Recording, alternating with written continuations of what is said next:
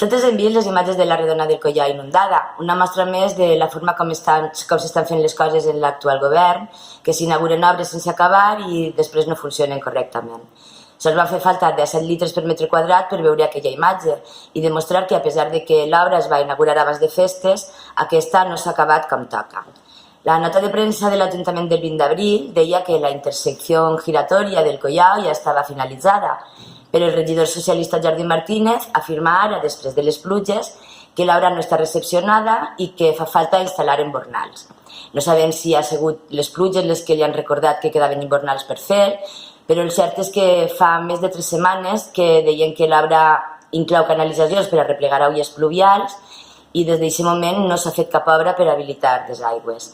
També ens diuen que no va costar-nos més diners, encara que el mateix van dir dels desagües del pont de Sant Jordi i finalment l'Ajuntament va haver de pagar-los. Recordeu la inundació del pont de Sant Jordi, acaba d'inaugurar, no?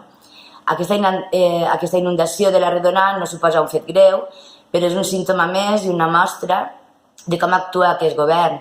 Fan obres, les obrin el més prompte possible perquè la gent veja que es fan coses, però després resulta que ni estan adequades degudament ni tampoc planificades com toca.